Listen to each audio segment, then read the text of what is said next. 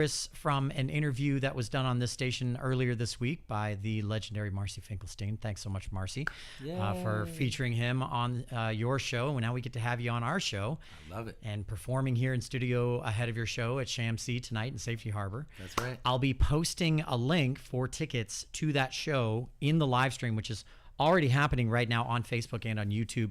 If you want to take a look at the live stream, want to see what Chris looks like, want to see what our studio looks like, looks fantastic today, thanks to the efforts of our tireless video team.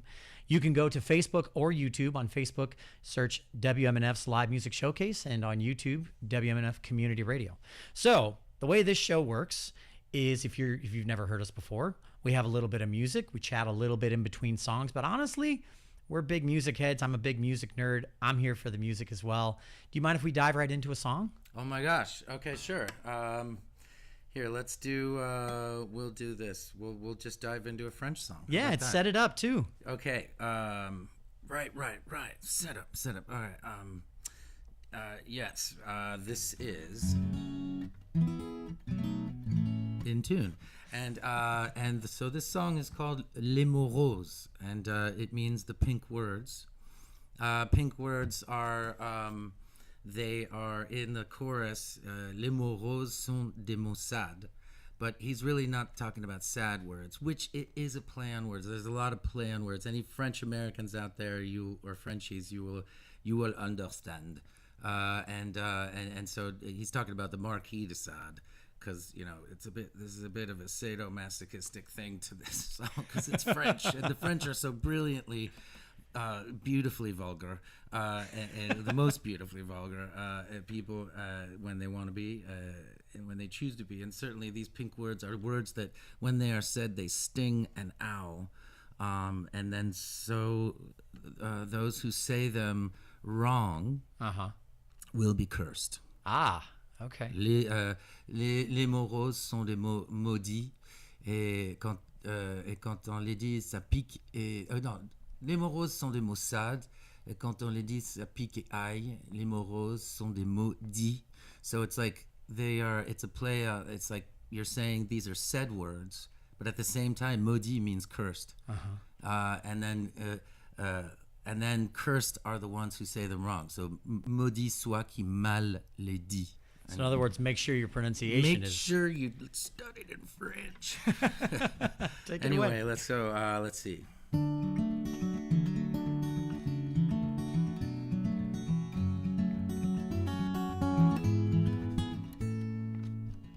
Les mots roses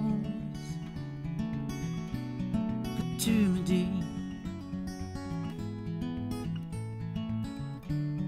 me rendent mauve et un peu gris.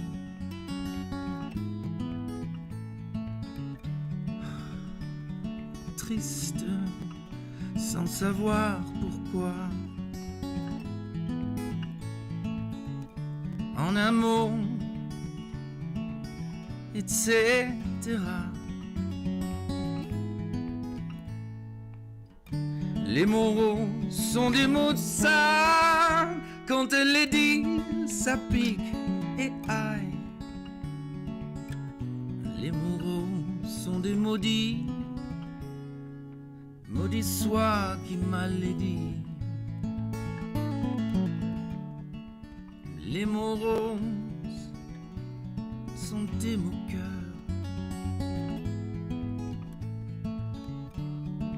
qui se foutent de nos douleurs. Les mots roses sont démodés. À peine lancés, déjà fadés. Fadés, fadés, fadés, fadés. Les mots roses sont des mots sales. Quand elle les dit, ça pique et aille. Les mots roses sont des maudits. Maudit soit qui m'a les dit.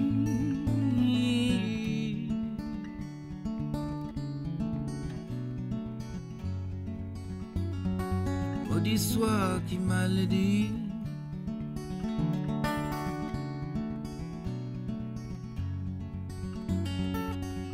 Maudit soit qui m'a dit, les mots roses sont des mots sales. Quand elle les dit, ça pique et aïe. Les mots roses sont des maudits. Maudit soit qui m'a dit. Chris Stills here on Live Music Showcase. So I think it's safe to say, tu parles français? Mais ouais. Mais ouais. Mais ouais. Je parle français un peu. Un peu. Mais c'est bien, c'est bien. Je parlais aussi un peu comme ça au début. If I was a French American growing up in America, and I started speaking English, it would have sounded like this in the beginning, because the accent and because when I was a kid, nobody speak French around me. It was a silly language. Well, that's what I was curious about. I have a million questions, and I know we aren't going to get to all of them.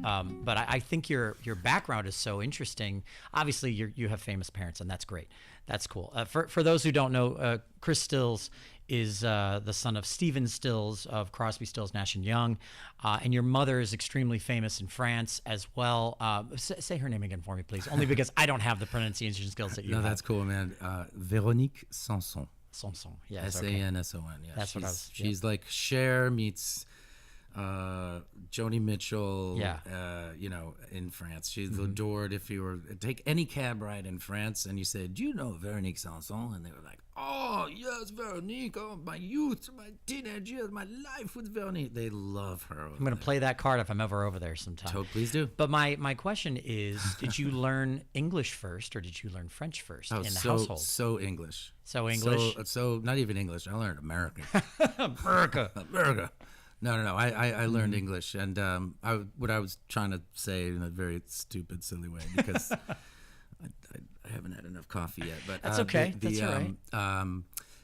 No. My mom always spoke French to me, and I'm a believer that the mothers play such a special role in children's lives. There's a connection that is kind of I would say deeper than with the father, and I say that as a father of two daughters. And but so my mom always spoke French to me, but I refused to speak French back. Because I was in America. I was born in Boulder, and then I was raised, and then we moved quickly to Los Angeles. And yes, I went to visit Paris, but not long enough to do anything about it. But then but she spoke French to me, and like nobody in the world was speaking French around me. So I was like, this isn't a thing. Like, and as a kid, it's like seeing your teacher outside of school when you're a child. You're like, what are you doing in this restaurant?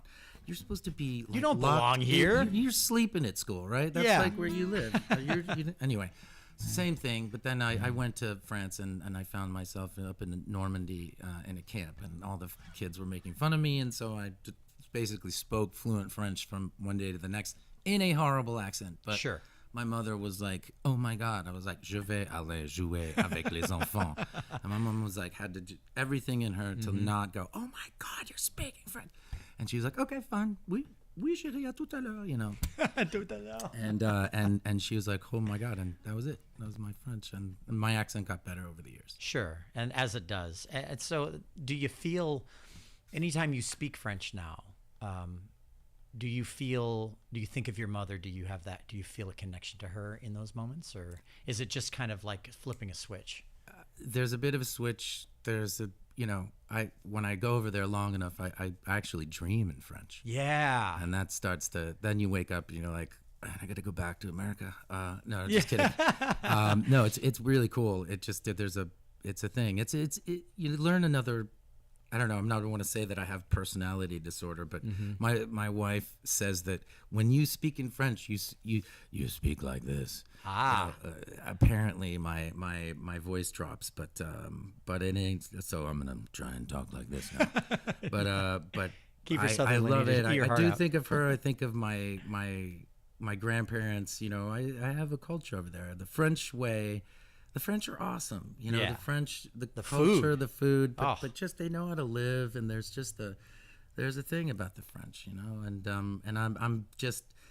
as far as getting thrown into this, plane of existence and the universe, like zapping me into my mom's belly, however that works, Yeah. it's like, I'm so grateful for that side of my life. My grandparents, my grandmother was so close to me. She raised me for a few years because my parents were on the road, and then she was a very stabilizing force in my life because there was a lot of chaos for a while. But Sure. and so she taught me.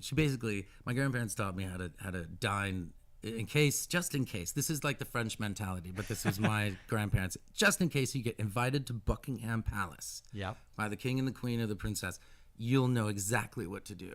And this is what like French parents tell their kids when they're teaching them manners. Wow. And they're like, and I don't know, for some reason I believe them. I wasn't an irreverent. That's what you child. do when you're a child. You believe your parents. I was not irreverent. I did silly, stupid things, but I was not irreverent, and I loved it. I loved the stability, and she was the one who woke me up every day before school, and I was like, "You're here again. What is this constance? this regularity? This what is it? Repetition. The things that a growing boy needs to feel confident about himself." And I got it from them, so I love it. I love France. That's great. I love that. I've never been. I hear it's lovely. Oh man. Get your passport and go now. Oh, that's a good plan. It's awesome. Especially since Notre Dame reopened. And Notre Dame is one of the many things you could see in France. I like that you've adopted some of the physical mannerisms too. Oh, you can't not. I mean, yeah, they speak with their whole body, just like Italians. They do. Although in a different way. Yeah, they're characters. They're of all walks of life, but they're a lot of beautiful things, beautiful people, beautiful art, such culture. Culture is interwoven into their fabric of society. The way they teach their kids in school is different. Cursive is a mandatory thing. Yeah. All children in France learn cursive. So my stepson, John, he's 9. He goes to a French school, and so he learned cursive, and his cursive is beautiful. It's amazing. If you're going to curse in French, you have to learn cursive, because cursing in French is like speaking in cursive. That's something my girlfriend, fiance, baby mama, nice. who speaks French. That's what she always says Oh, too. nice. It's like cursing in French is like speaking in cursive. Anyway, all right, let's get back to the music. Okay. I've been listening to your music a lot, especially lately, and I have opinions about it. I think the listeners will have some of them as well. Okay. And I'd love to dive into them, but first let's hear another song. Can we dive into another song? Yeah.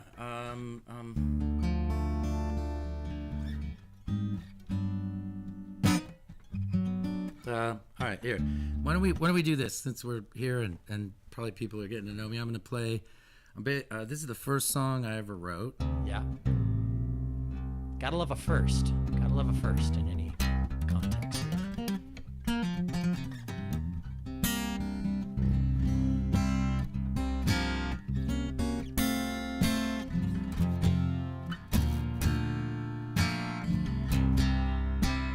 So this song I wrote, I don't know, I was like 14 maybe. Great. But my mom and dad have been were there, and then so I was in a high school band already. I had fallen into the cauldron and drank the Kool-Aid of everything, and I was like, and I wrote this song, and my parents were both there, and they just put their hands in their faces, and it's just like, oh no, are you serious? Because anyway, I mean, look, I saw the magic. Yeah. I literally, like, a lot of nights on the road, I watched it, I studied it, because I was transfixed, just like everybody in the audience who loves that kind of music and that music in general. I think I just had a very good seat, and probably I would have, on certain occasions I would have probably preferred to be one of the spectators and gone home after the show and not home with them, because shit got really weird sometimes. But sorry, that's all right. Charlie, dump. All right, there we go. So anyway, I would have preferred to go home with them, because stuff got a little crazy. But anyway, whatever. They were there. I digress. I need to stop talking. Here we go. This is called "If I Was a Mountain."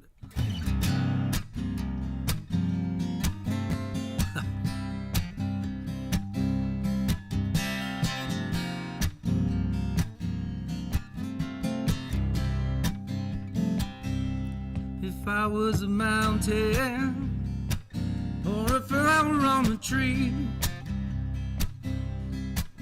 would I be running from the future that I see? Would I be crying, baby, from the horror that lay before me? You've got to keep on running. You've got to keep on loving. You've got to sing the blues.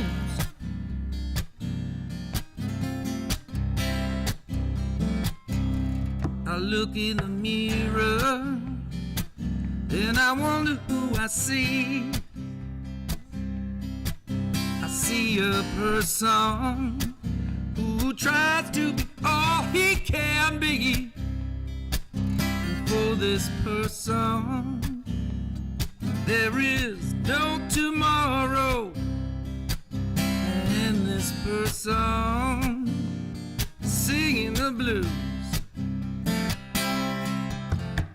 Deep in my heart, down in my soul, I can feel the pain as it slowly grows. But I can shine the light, I can blow away the pain. And that evil face I will never see again. You've got to keep on fighting. You've got to live like the lightning. You've got to sing the blues, yeah. I remember the future through my childhood eyes. The people were smiling and banished from all tempting lies. And I catch myself wishing that I was a child again. So come on, honey, help me make them understand. You've got to sing the blues. Ooh, yeah.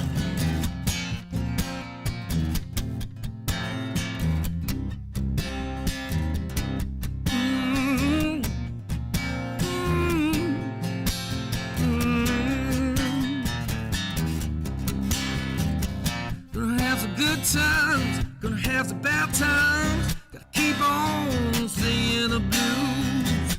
You've got to compromise the death from the lives. You've got to keep on singing the blues. You've got to realize the death from the lives. You've got to keep on singing the blues. You've got to realize, you've got to open your eyes. You've got to keep on singing the blues.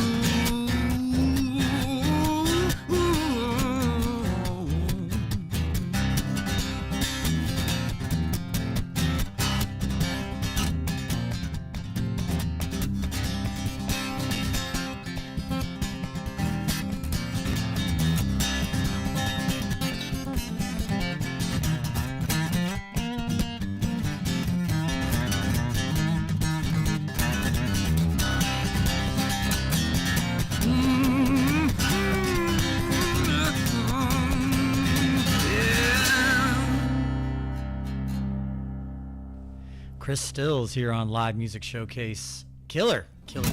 Tasty licks all around. Very, very American, if I do say so myself. Yeah. I mean, it's there, you know.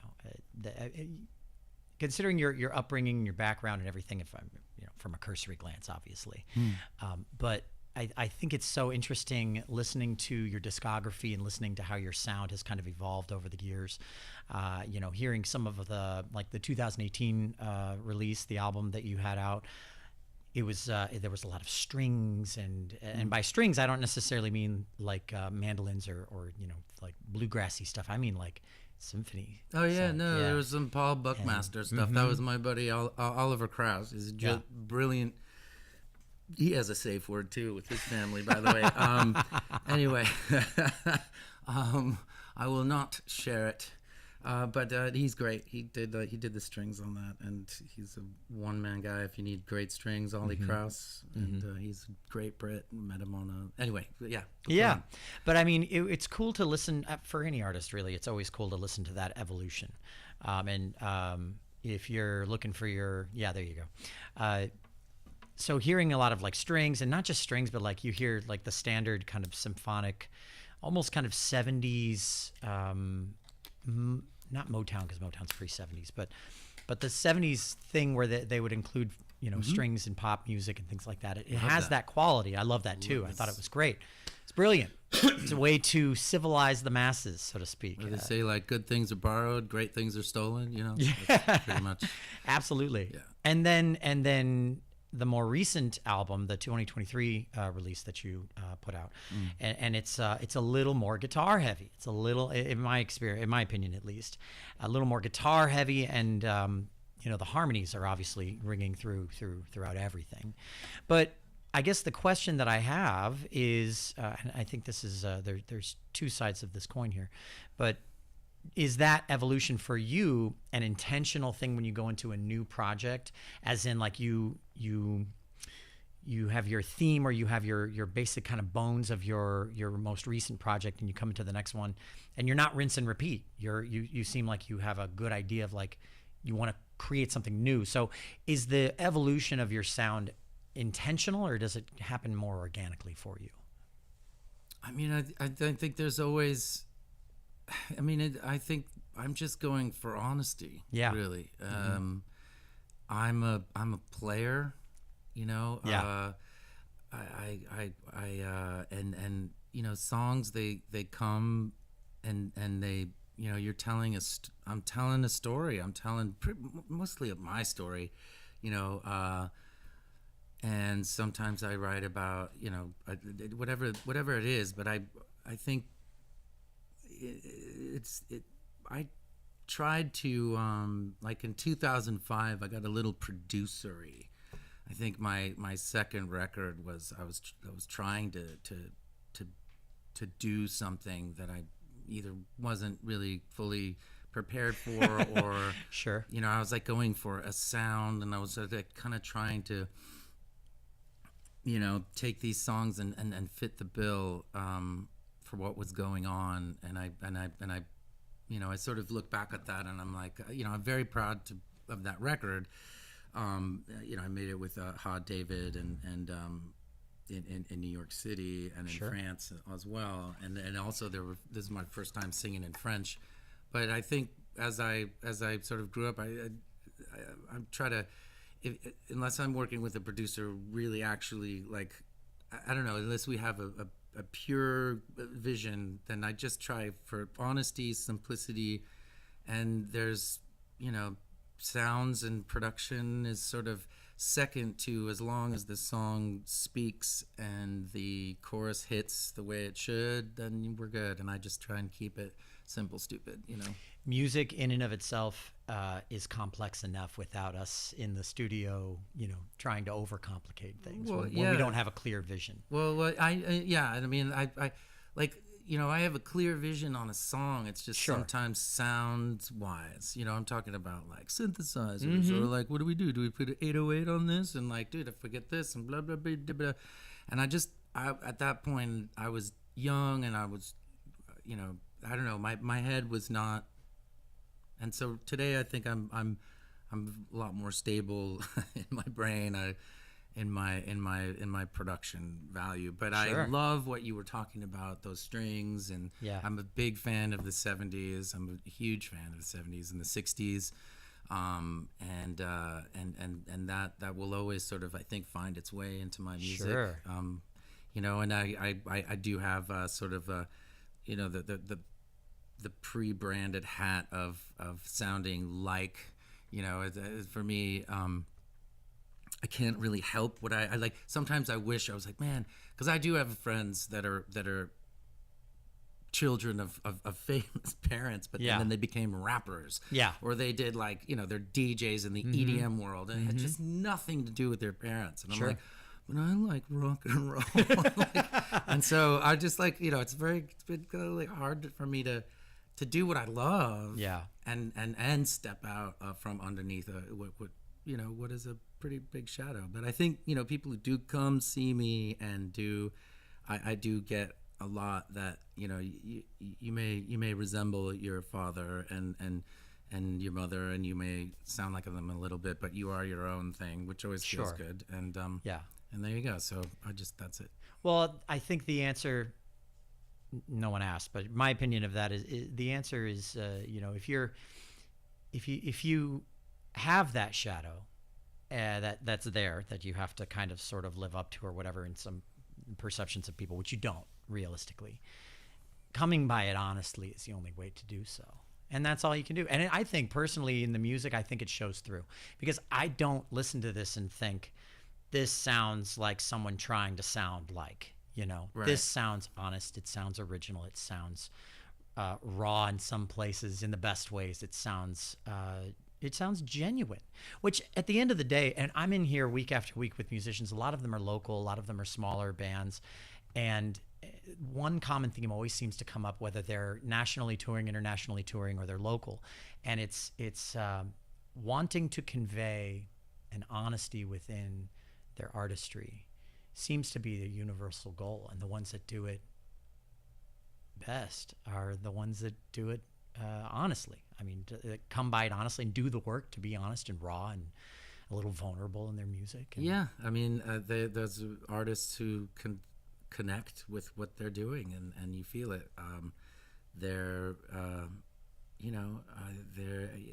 there's all shapes, sizes, walks, and girls, boys, all the LGBTQ2, whatever. Sorry. That's okay. LGBTQIA. QIA. Okay. There you go. Thank you. We got there. Sorry. I know. It's all right. I have ADHD. I can only remember 4 letters. So, and I can only count to 4 too. Yeah, that's awesome. Yeah, musician's curse. Musician's curse. Yes, exactly. Yeah. But I think it's true. I agree. The artists are it's such an important part of humanity. I think this is we're at a place right now where artists are the mirror in front of people, and they kind of help dive into the ego of spectator, and they make them say, hey, how do I understand that? What are they saying? Like, how can I do that? And where am I in this, in there? And that's a very powerful thing. So I think the ones who, like you say, truly connect with themselves tend to pierce on through better. Connect with yourself and connect with your audience. Chris Stills here on Live Music Showcase. If you're just joining us, he's got a show happening at Shamsi in Safety Harbor. I'm going to be posting the ticket link to that show, so you can still get tickets for that show on the live stream, which is happening right now on Facebook and YouTube. You can go there right now. Facebook, WMNF's Live Music Showcase, and YouTube, WMNF Community Radio. After this next song, we're going to jump into a segment that I like to call AMA, Ask Musicians Anything, where you can call in and ask any questions that you like, questions or comments, share them with Mr. Chris Stills here. Our board op, Charlie, will take your calls. He'll take your questions. He'll send them over to me, and at the end of the show, I'll share them with Chris, and we'll usually have a lot of fun with them. Make them weird, though. We like them weird. We like them weird. Get weird with it. We've already got some great comments in the live stream. Lots of people. I'll dive into those. Tell you what, we'll jump into another song, and I'll share some of those after this next song. The Shamsi, the owners are amazing. Truly. Todd and Carolina, they're like the king and queen of the island of a little Safety bit. Harbor. Safety Harbor for sure. Absolutely. They're amazing. They put me up in their house. They have this amazing sense of style, and it is everywhere. But man, this house is like decorated. I mean, it's somewhere between Peter Pan and Willy Wonka and the Chocolate Factory meets I don't know, the Wild Wild West and like the Bandito, I'm thinking what 3/4 of the way through an acid trip somewhere in there. Yeah, man, it was like, and I was like, They have a bowling ball garden. Yeah, Yep. they have a giant piece. I mean, there are people who walk by the house and they're like looking in. I've had a couple people try to walk in the door and they're like, "What? This isn't a place." I'm like, "Yeah, it's my place right now." And thank God I wasn't naked and all that Right. stuff. But I was like, Carolina, like, who decorated this place? And she just goes, "You're inside my brain." It was just like, oh my God. And I'm like, yes, I am. Actually, now that makes sense. Anyway, what are we doing now? What's happening? Let's hear a song. Let's jump into a let's hear it. song, and after that, we'll share some of the comments that are coming through on the live stream. And Oh boy. and I have a take on some of your music that I hope you'll enjoy. I think you'd enjoy it. Yeah. Well, we'll dive into it in a minute. Okay. Go ahead. All right, let's see. Chris Stills on Live Music Showcase.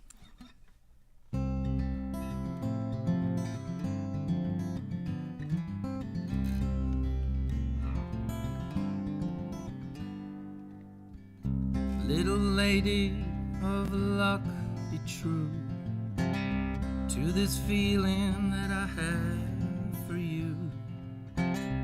Open up your heart and I will open mine.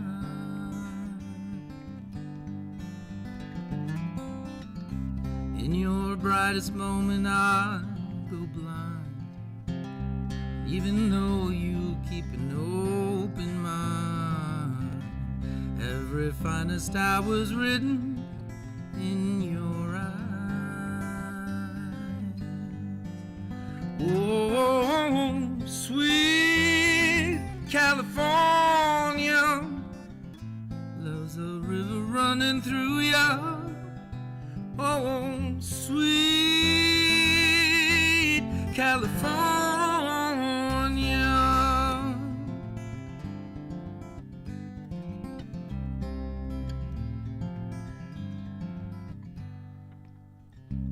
You and I know we've always been, and always will be through thick and thin. Oh yeah, nothing's gonna come between us in our lives.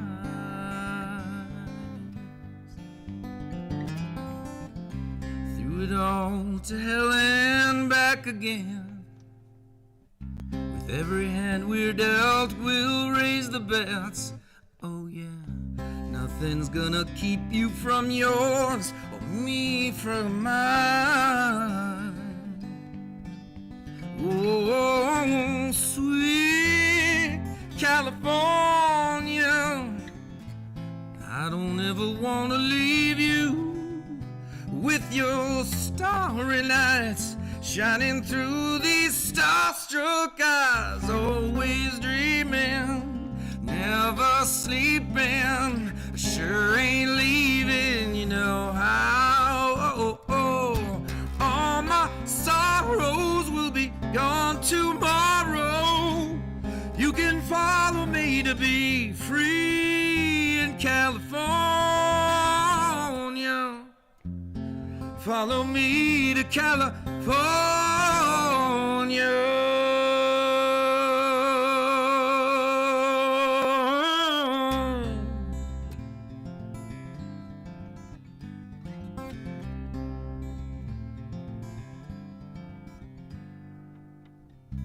I can never seem to take my eyes off you. Your only mirror is an ocean view. After every day you bring me starry nights.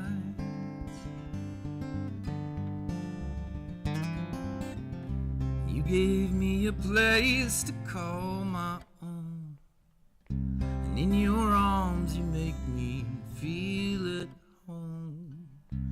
After every rain you bring me sunny skies. Oh, sweet California, love's a river running through ya. Whoa, sweet California, I don't ever want to leave you.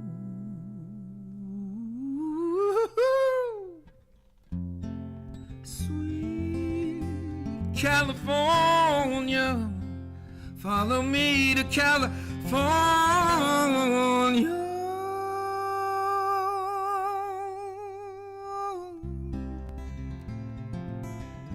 Follow me to California. Follow me to California. Follow me, follow me, follow me to California.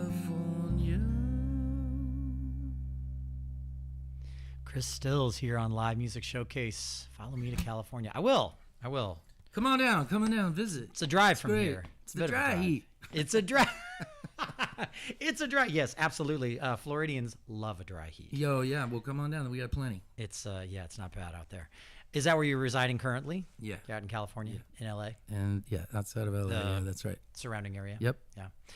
How were you affected by the Palisade fires? Oh, man. Yeah, that was rough. Dude, that was just like Lahaina repeated. Terrifying. Yeah, Truly. man, I haven't been to any of those places, although you can't. I mean, right now. Yeah, it's really messed up, man. It's like Hiroshima. I look, my heart broke when Lahaina happened, and I'm surprised nobody talks about Lahaina anymore. And when that happens, that's all I could think about. Excuse me. I lived there during COVID. We got out of LA. It was the height of the epidemic, the COVID, and LA was the number one. It was the epicenter of the world. And we're like, all right, we're out, and we went and rented a house with another family right on Breakwall Beach in Lahaina. And I mean, if anybody over there is listening, I love you guys. I miss you guys, and hopefully all the people of Lahaina are getting their lives back.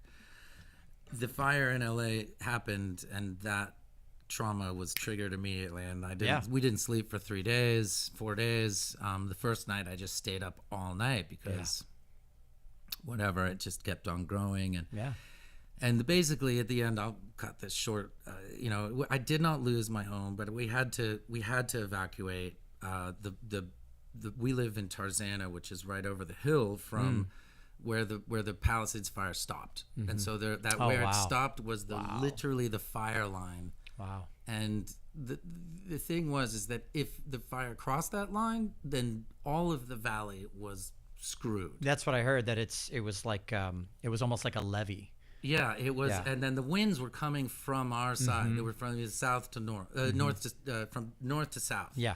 So oddly, the whole fire thing, we would be looking outside. It was a beautiful blue sky day because all the smoke was being going the other direction down towards Santa Monica, and then it was only the TV that was telling us, like, fire and brimstone and just like total just Armageddon. And man, that was we kissed our house goodbye and the neighborhood. Like, that was a weird thought thing. For sure. Cathartic, it was like, wow, like grabbed best guitars, left a bunch. Yeah. Grabbed, document. It's just odd. I was like, never in my life, like ever.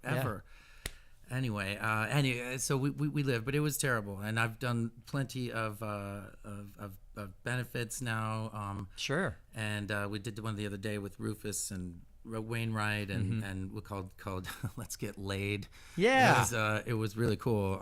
Weird Al Yankovic. There was Nancy Sinatra came out. Wow, and blew it up, man. She reminded me of my mom. Wow. She was like, "Wait, who's taking the solo?" She's like, "I thought everybody was taking the solo. Aren't we here to jam? Come on, hey, you!" And then she. Like Weird Al sitting in the audience, and she's like, "You come here and play that accordion." And it was like, "No, please." And she's like, "No, come on." It was very much, wow. She was running the show. She was amazing. There were some great comedians. That was a really fun night. And Rufus and I, we did this. We did a cover. We did a mashup actually. We did Our House. Rufus had heard that song while he was watching the news, and it brought a tear to his eye. So he says, "Let's do Our House." And I'm like, "Great." And I'm on the phone with my other friend Frally and Frally Hines, and she and I'm like, "Yeah, we're doing Our House." And she's like, she laughs and she goes, "Well, what, how are you guys who's gonna sing the line? Like, you know, Father Terry wears his best. Da-da, da-da, da-da, in the room, da-da, our house. Love that. And I was like, no, it's our house. Is a very, very, very fine house. And she's like, oh my God, I thought you got. Oh, that's cool. That makes more sense. And I'm like, oh wait, but wait. With two cats in the yard. That's right. Yep. That's right. And so we did a mashup. We did Oh man, totally broke. I was like, Rufus, you might think I'm crazy, but I think we could pull this off. And I messing with it on the piano. Oh my God. And we did it, and it was great because when we finally broke into the line, it was like the whole audience. We were at it used to be called the Ace Theater, and now it's just the United Theater. It's a great theater downtown Los Angeles. You know, Charlie Chaplin and I always forget her name. Giant actress. Anyway, but the whole audience was like, oh. I was like, oh my God, I got him. Anyway, it was really cool. That's awesome. I love that. Yeah. That happens to be my girlfriend, fiance, baby mama's favorite Crosby, Stills, Nash and Young song. Yeah, that one. A lot of people. Yeah. Yep, and that's her favorite. Rufus and I are singing together again in LA at a thing called Light Up the Blues at the Greek Theater on the 26th, which is a benefit that we're doing for. Now that I'm segueing, I just realized seguing's great. Segueing into Heartless Shamefulness promotion. We're doing a benefit for Autism Speaks. Oh wow! We've been doing it. This is the 7th one. And Greek Theater, it's Neil Young, Stephen Stills, Billy Idol, Cat Power, Linda Perry, Rufus Wainwright, Nathaniel Ratcliffe, and yours truly, as well as the Spectrum Bluegrass Band. And we have Spectrum artists that come sing during the thing. So that's pretty amazing. It's going to be rad. It's a great, the best shows in town. Love that. Love that. You know, it's just that's the magic of music, right? That's where musicians really get to have their power, and in the best way, you know, is to have that positive effect on the world around them. Absolutely. I love it. All right. Can we jump into another song? Yeah. And then after that, we're going to get to our people that have called in with questions and comments. Please. We have some comments in the live stream, some questions as well. Our friend Marcy is actually in the control room right now. She's in there listening in and having a good time. Yes, so, Marcy, hello. There she is. And if you're just joining us, this is Live Music Showcase. We are here in studio with Chris Stills. He's playing tonight. Is it tonight at Shamsi? Tonight. It is tonight. Okay, just making sure. Yes. I'm just getting my days mixed up. It is Friday, and he is playing tonight at Shamsi. I'm going to post Safety Harbor Arts and Music Center.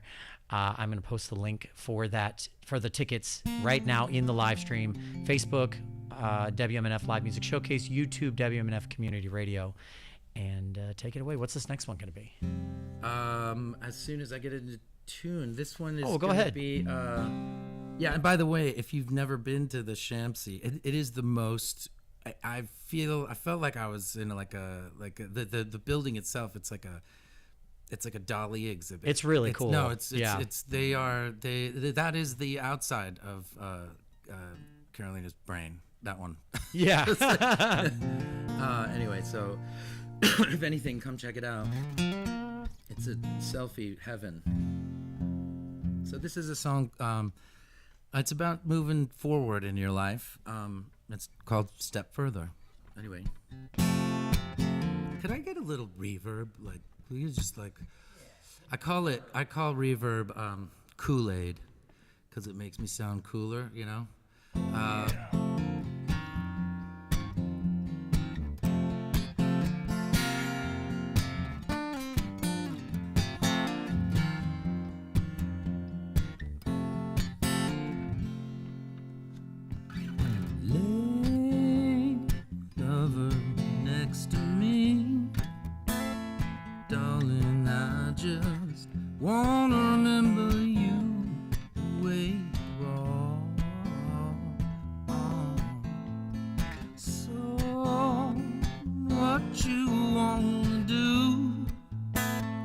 Tell you something, there will come a time when you will know.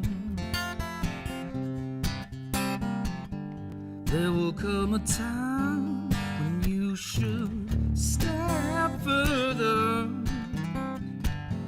One more down the road, just got to know, does this heart believe in you?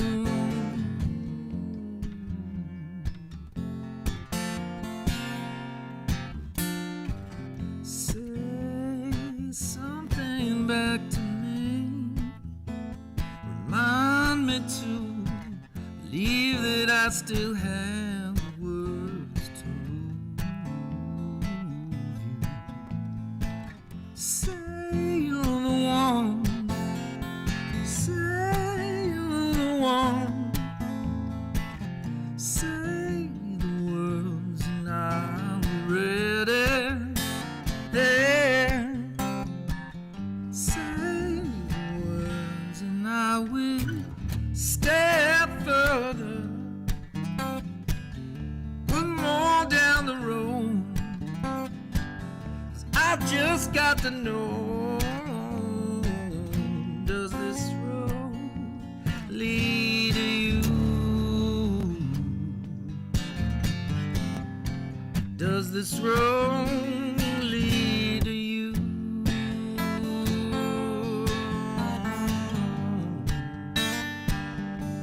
Lead me to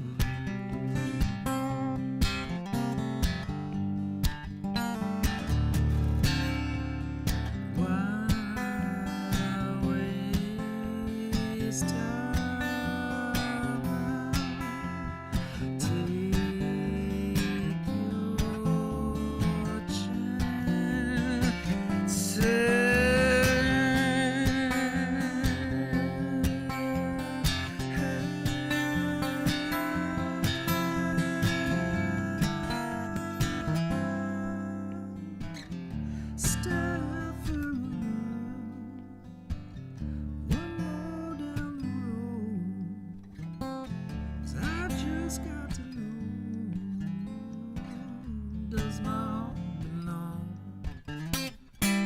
step further, one more step down the road.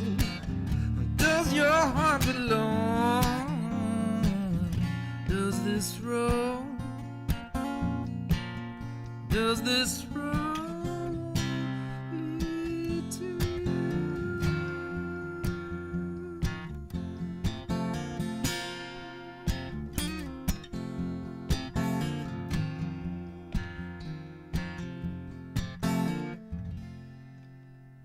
Love that. Love that song. Great song. Thanks, man.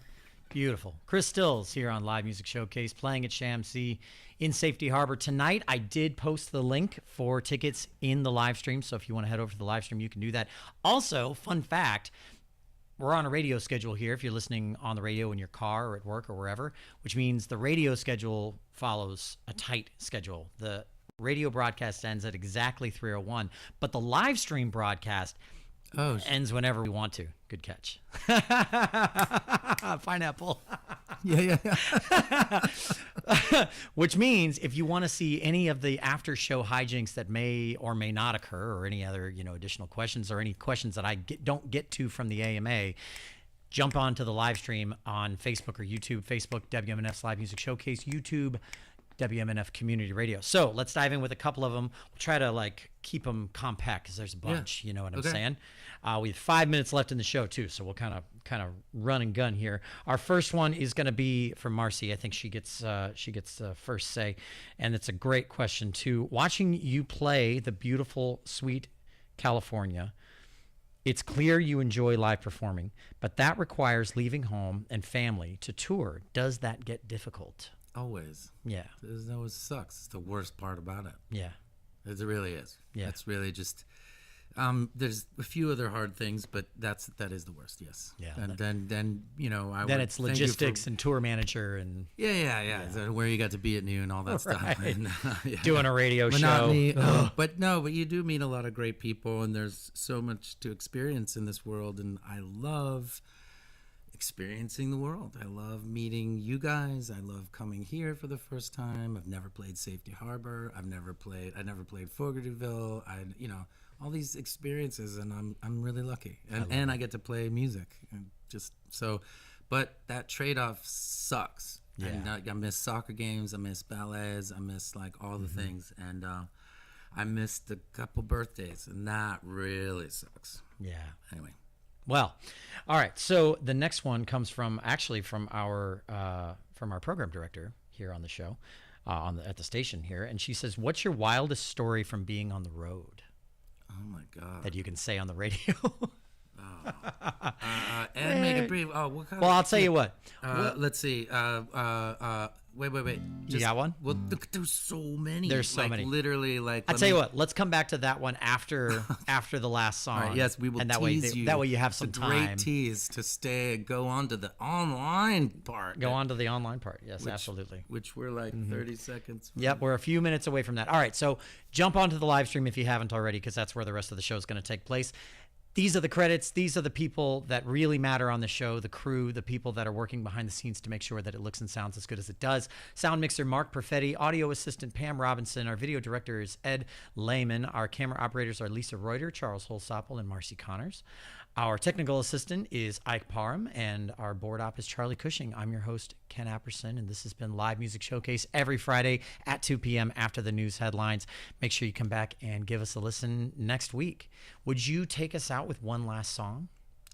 Sure. You think you can manage? Yeah. Rustle up one for us while he's tuning.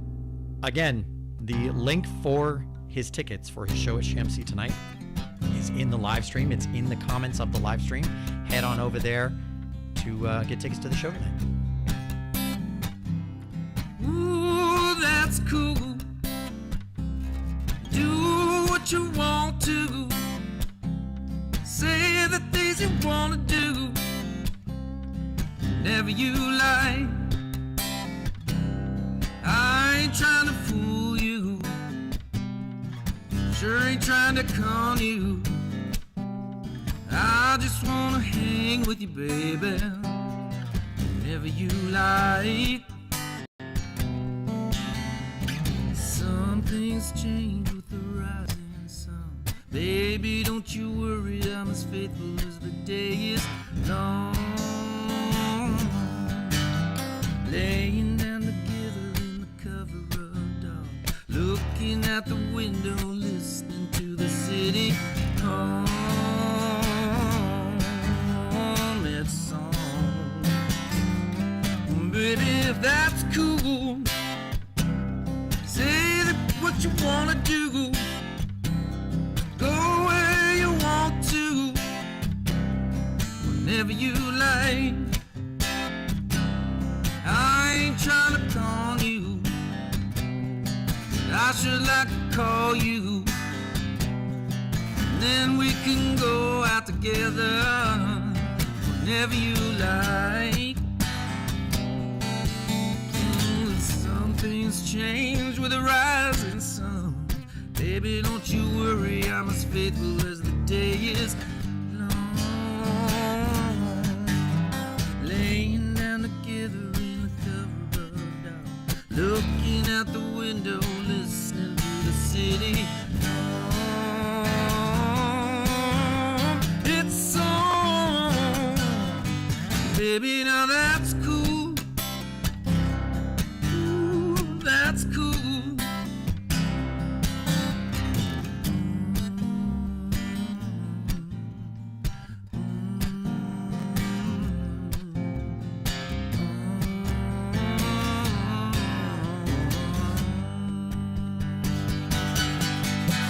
Some things change with the rising sun. Baby, don't you worry, I'm as faithful as the day is long. Laying down together in the cover of dark, looking at the window, listening to the city hum its song. Baby, now that's cool. Ooh, that's cool. That's cool. That's cool.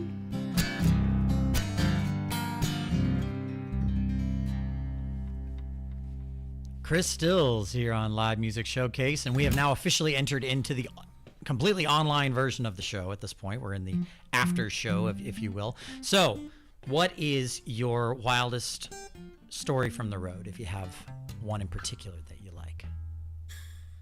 Okay, back to that. Yeah.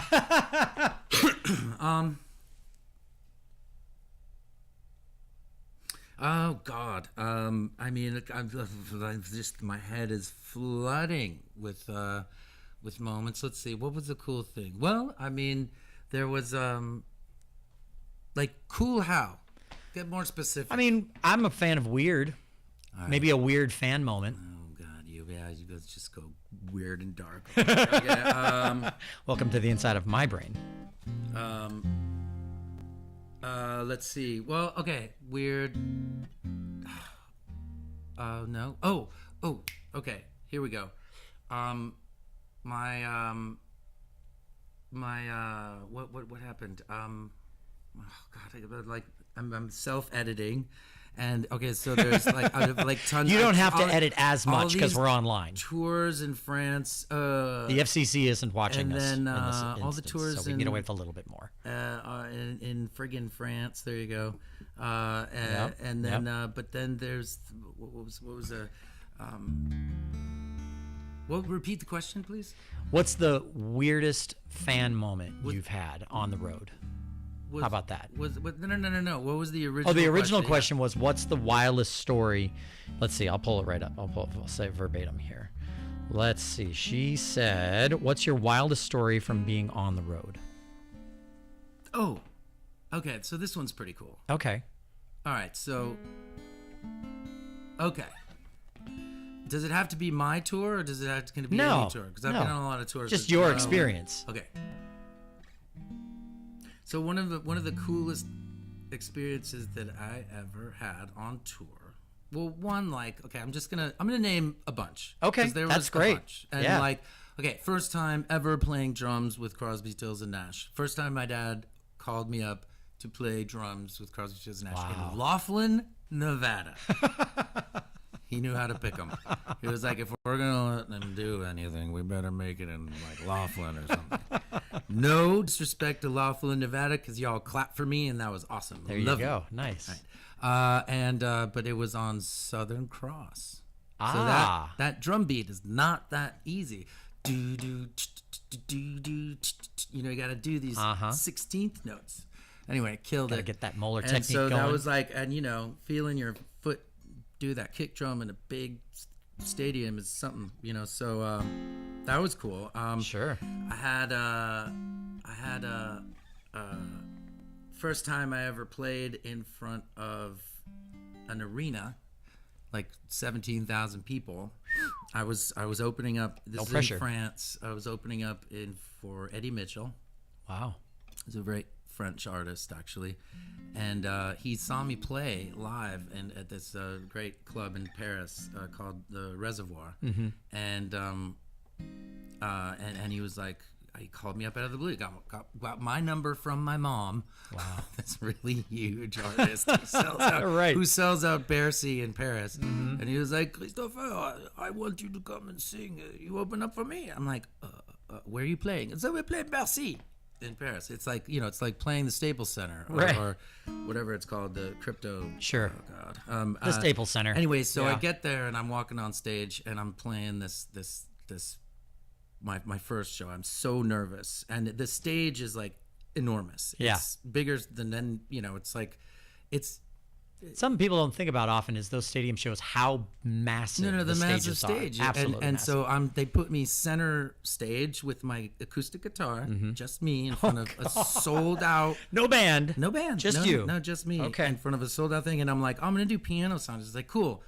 And they're like, great, you have a piano? He's like, yeah, we got a grand piano, no problem. I'm like, so cool. And I'm like, I go and right before I walk on stage, they hand me a cordless microphone and they go, unfortunately, this is the only mic that we have. And when you go to the piano, just don't forget, and you go back to the thing, don't forget the mic.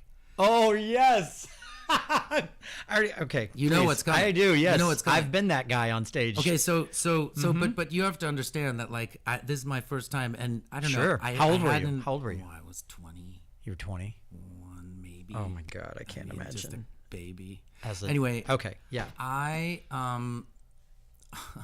And so I get up there and I'm playing like, oh, I'm by myself. I didn't know. So there's a sub story to this embarrassing moment of triumph that's coming. It's coming. It's on its way. With the mic drop. But so I go up there and I'm playing. I'm like, I'm solo acoustic. This is an intimate show, and I'm playing these like. And dude, it was like 15 people in the audience throughout the whole thing were like, his name is Eddie Mitchell, and you could just hear from like 2 miles that way. Right. Eddie! Eddie! And I was like sitting there going like, story of a dying man. And I'm like, oh my God. And then I'm like, okay, this is going well. And I take off my guitar and I grab the microphone and I'm like, the piano is 50 feet that way. And I'm like, and it's just silent. There's like people talking. It's like, blah, blah, blah. And I'm like, well, I'm not going to run. So I walk, it's like takes forever. It's this interminable time. I do this thing. And then I do literally, I think I did the song Story of a Dying Man, which is a great song, but not to be played by yourself in front of 17,000 people. As your introduction as the opening to that audience. Of somebody, like nobody knew who I was. And I'm like, and that's where they were like, Eddie. And then I was like so nervous. And I walk back and I do the 5-minute walk back to the thing. I pick up my guitar, I put it on, and I walk up to this microphone stand.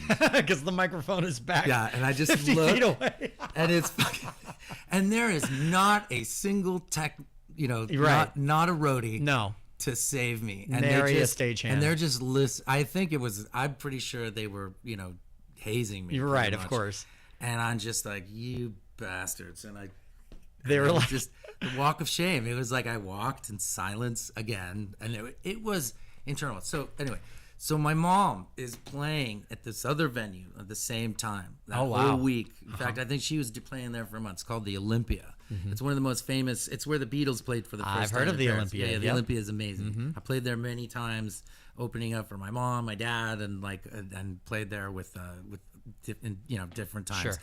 And so she was like pissed that she couldn't see the show, and so she had the mayor get her an ambulance, and they like ambulanced her with the sirens running because it was obviously at rush hour in Paris. Traffic sucks. Anyway, so she got there, saw the show, and playing bass with her at that point was a guy named Lee Sklar, and Lee Sklar is a bass player for Genesis. Okay, and also in a very famous session group called the Immediate Family. Okay. And with Waddy Wachtel and Russ Kunkel, and they just on every Linda Ronstadt record, James Taylor record, like anything. They were like, the hit machines of the 70s. Sure. And so he's sitting there and he sees the gig and I'm like, oh man, that was rough. And Lee Sklar gave me the greatest advice. He's like, dude, you don't know where you are. And I'm like, what do you mean? I'm at Bear Sea. It's like, yeah, but you're at a sporting arena. Do you know that from the third row you're like this big? And right. And from the 10th row you're like an ant on stage. Like, you can't do intimate stuff, and like it is not an intimate show. You need to do the loud thing and be running around doing backflips if you got to. Try that, and then get back to me. And then I was like, oh, and literally, and so the next day I'd played there 5 nights, and the first 2 nights it was like Eddie, it was rough, and they came the second night, and then the third nights I did probably a song that I'll play for you here before I leave, but it's cool. And that was the first time that I did this whole thing. I had them clapping in their hands. They were singing. Nobody sang Eddie, and nobody said Eddie. Redemption. And one person said Christopher. All right, but it was my godfather. Redemption. It's very good, very good. All right, so let me share a couple of these questions with you. Yeah, I know you got to run. I know you don't have to play another song if you don't want to. I appreciate you being in the zone. I forgot that. No, it's cool. This is fun. Yeah. All right. So we'll just run through them fast because it looks like Debbie, and full disclosure, WMNF listeners are big Crosby, Stills, Nash and Young and Neil Young and all those fans. So we'll just let's see, what are the guitars he usually plays? And does he play the same as his dad? Great show. So, Thank you. Thank you. Hello, listener. Who is that? Dan Sell. That's from Dan All Sell. right, Dan, how you doing? Mm-hmm. What guitars do I play? Well, right here, what I'm playing right now is a Martin D45 model that was made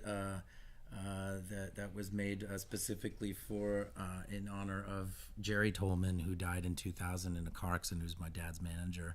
And he's a great human being. So I'm playing that, and I have but I also love I love Gibsons. I love them all. I have the beautiful J200. Actually, it was when I made my first record. I get my dad's guitar tech came down, and he's like, your dad gave you a present, and he says, welcome to the biz, kid. And I opened it up, and it was a seafoam green J200 from the custom shop, and it sounds amazing. And I got an old 70s Hummingbird as well that I got off of Ethan Johns, who produced the first record. And I have a 63 Strat that I play, and I got a 60 SG, and those are kind of my guys. I have a I love a 335. Who doesn't love a 335? One, a black one, and then next would be I do not own a Les Paul, weirdly, and I just I don't know, I just, so many people play Les Pauls, and I just was like, all right, I'll be the punchy guy with the SG there you go, the Strat. Anyway, yeah, so I like that. That's cool. All right, and then there's a bunch of them. I'm not going to bore you with all of them. This one is let's see. This one's from David Bryant. He's another programmer here at the station too, so he was listening in, and he says, has Chris performed with Lucas Nelson? Yes. Lucas is so awesome. Yes, Lucas is so awesome. Yes, I have. He's my bro. When we were living in Maui, that's where we met. Wow. We met for the first time, actually, a long time before. Well, not that long, but we met in L.A. I think he was passing through. We did this karaoke night at a restaurant, my friend's restaurant, called La Poubelle in L.A., which means, literally translated, the trash can. But it's only because they started off by selling the discarded vegetables. They picked them up from the grocery store next door.